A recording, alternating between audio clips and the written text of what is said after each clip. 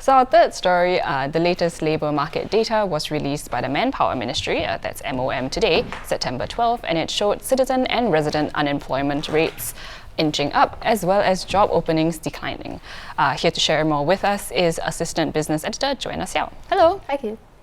So could you run us through some of the key statistics? Okay, so today's report covers the second quarter of this year, and it revealed some new things. Among them was that the number of vacancies has fallen for the second consecutive quarter, and the share of Singaporeans and permanent residents who managed to find a job after being retrenched 6 months ago, it has gone down to 60%, which is the lowest level in at least 4 years. Ooh.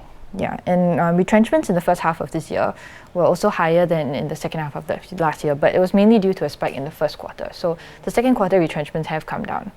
And the figures also state that companies had to hire more foreign workers to fill some gaps. So the growth in the number of foreigners employed here, not including maids, was 11,600 in the first half of this year, compared with 5,300 for locals. I see. So what do these statistics really show, or what do they really mean? Okay, so overall, I think the picture is that employers are being quite cautious in both hiring and firing of workers. So the falling number of vacancies means that companies don't feel that they need to add as many workers, which is expected because the economic conditions are quite uncertain right now, right? But this makes the job market tougher for job seekers. And in fact, MOM stats show that last quarter there were more unemployed people than there were job openings available. Ooh. Yeah. At the same time, employers don't seem to have been laying off that many people, so the retrenchments have been low, which also makes sense because they're kind of waiting and seeing what happens in the next few quarters. And it's actually quite troublesome to fire someone and then have to hire someone again when business picks up. So I think for now, they're still waiting and seeing. You're not seeing any mass retrenchments.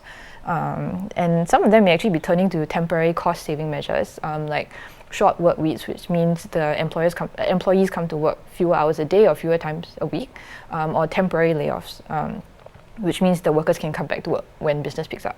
So MOM's report said that the number of employees on these arrangements have gone up in the past 3 quarters. Yeah, and in terms of why the number of foreign workers here grew more than the number of local workers, MOM said the growth in the number of foreigners employed here was mainly in the services and construction sectors. So in construction, because the activity has picked up again, it was previously quite bad. So that's naturally why you would need more workers, and workers in construction tend to be more foreigners.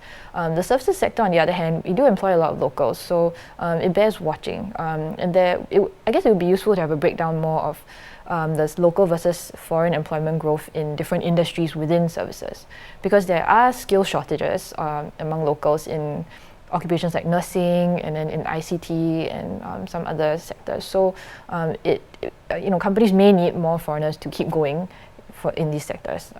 And for now, the unemployment rate for Singaporeans is still quite low. It has gone up a little bit in the past quarters, but it's not spiked.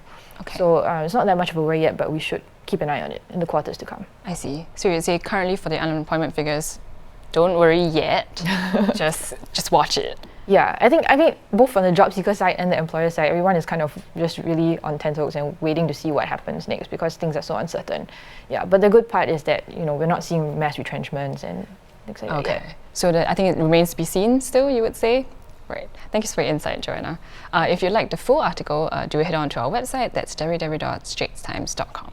And those are our top stories of the day. For more news and videos, once again, do head on to our website, www.straitstimes.com. This has been Kimberly. Thank you for watching The Big Story, and we'll see you tomorrow.